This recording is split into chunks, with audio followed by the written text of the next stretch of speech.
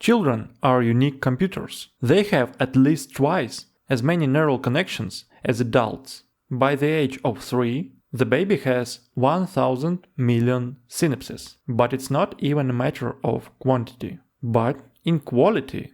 Children have an extremely high speed of learning and adaptation, unlike as adults. They remember everything easily and the first time. What is the secret of high neuroplasticity of the brain? The higher the neuroplasticity, the easier it is to rebuild old neural networks and create new ones. In fact, this is a memory, so children have higher brain plasticity, while adults have minimum. Why? Because the effective work of the environment. A person needs stable neural connections, not plastic ones. This greatly reduces the cognitive load and saves energy. You don't think about how to drive a car, run, close a door, kick a ball, or strain your vocal cords during a conversation. Your brain controls these processes unconsciously because it already has stable appropriate connections. But the child doesn't have such connections. The brain is empty. Why?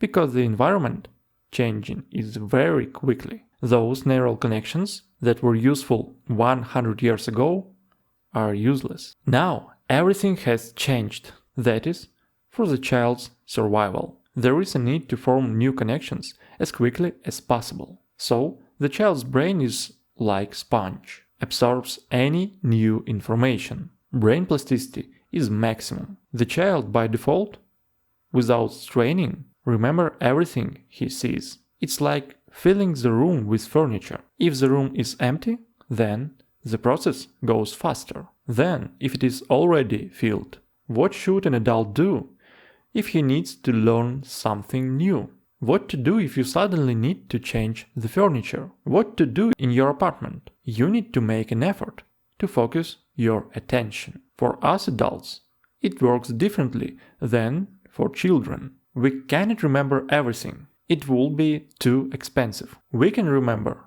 only what is really important. Every time you focus your attention on, in some way, this is a signal to the brain to increase plasticity and reorganize. The longer an adult can maintain the focus of his attention, the higher the plasticity of his brain, and the faster the necessary information is remembered. The older a person gets, the less plasticity of his brain, but the better he can focus his attention. This is a compensatory mechanism. Adults have really poor brain plasticity, but have good focus. Children, on the contrary, find it difficult to focus, but they have high plasticity. Your ability to focus trains our time. The longer you do it, the better you get at it. There are two things that help a lot in your training: reward, pleasure, stress, displeasure. Let's start with the reward. Every time you receive a reward after an action, it increases your focus on that action. You instantly remember what brings pleasure and want more. This is why instant reward like sweet food, alcohol, porn or drugs are quickly rewire the brain and form bad habits. Quick pleasures quickly form an addiction. In theory, if you give a person a treat every time for drawing or reading, then he will focus on drawing or reading, but only as long as he receives the treat. If you stop giving him a reward, then the motivation will disappear instantly and forever. The next assistant is more reliable. This is short-term stress. A person is capable of a lot to get rid of the fact that he is irritated by. Students before exams or a foreigner in a new language environment, they are able to very quickly memorize large amounts of information. Because if you find yourself in an unpleasant situation, there is an evolutionary sense to remember well, both the situation itself and the ways out of it. This can be useful in the future.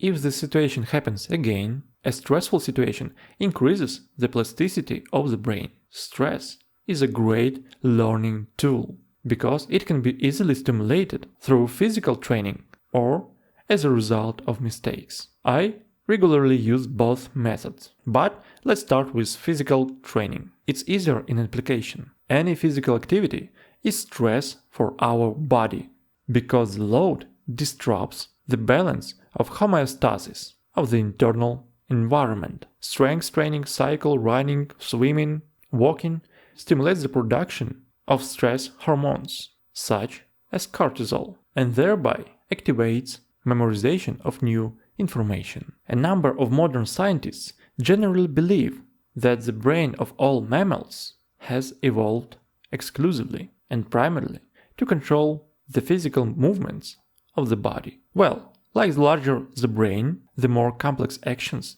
it can coordinate. The physical movement of your body from point A to point B using running or walking, especially strongly activating the plasticity of your brain and memory. Because historically, such a movement always meant that a person found himself in a new territory with new risks. For his survival, the faster our ancestors remembered the coordinates of a new area, dangers, traps, and safe places, the higher his chances of survival were. Any physical training activates your brain. However, aerobic exercises, such as running or walking, makes it more effective. The next form of useful stress is mistakes. No one likes to make mistakes and look stupid. Why? Because the one who makes a lot of mistakes doesn't know the subject well. Historically, the one who didn't know the subject well died more often than the one who knew it. That's why it's so unpleasant for you. When you make mistakes, at this moment you release cortisol and your memory improves. This speeds up your learning because there is an evolutionary need to not make mistakes in the future. Your learning process definitely needs feedback, so that you can see your mistakes, experience irritation, and thereby activates your brain. Think about how to organize this in the niche you are studying. This is very important. Let's now talk about how any skill is formed. It always consists of two parts. It is input and output, consumption and practice. Let's start as an entry at this stage. You consume and remember new information. It can be in any form. You can listen to a lecture, read a book, watch a video, talk with artificial intelligence, or study Google results. Everything we discussed before, focus of attention, stress, physical activities, and mistakes need to be used at this stage, because everything of this increases the plasticity of your brain and helps you quickly remember a lot of information. The second stage is exit. Practice only after you have memorized and loaded necessary information into your head. Only after that you can extract it from your memory. And in practice, input and output are not good friends with each other, because there are opposite processes. Stress, errors, and focus help to remember the information, but prevent you to thinking deeply about it. But the second stage, exit, on the contrary, requires conscious mental activity. That is, you need to think. However, any stress, such as a training activity, is something that prevents you from thinking. There is nothing stranger than when students are forced to speak a new language from the first lesson. How can you practice the exit if you missed the entrance? How can you think in a new language if the mind is under stress, trying to control a bunch of rules? If you need a good plan, then it must be consistent. First, the student consumes information for a long time, then tries to practice it. During physical training, you listen to foreign languages, formulas, or traffic rules. Stress improves your memory, and then, after some time, in a calm state, you try to solve equations, speak a new language, or drive a car. Stress helps you to remember, but prevents you from thinking. Okay, let's summarize. The internet is filled with idiotic recommendations. How to increase the potential of your brain with the help of tropes and other medications. And this is shit, because we are talking about a magic pill that will make you smarter than the rest of humans in the world. It is not talking about the fact that you need to develop some kind of skill. Eat a pill, and that's all. And you will be the best. All the baboons will look at you. Oh my god, how smart you are. That's why I call all this as I call in fact. If you are not a child, then you have only 3 ways. First, long-term focusing on an object increases the plasticity of your brain, and you can rebuild it. Second, this is positive reinforcement in the form of a reward. Every time you did something nice for something you did, you want to do it again and again. Third, stress.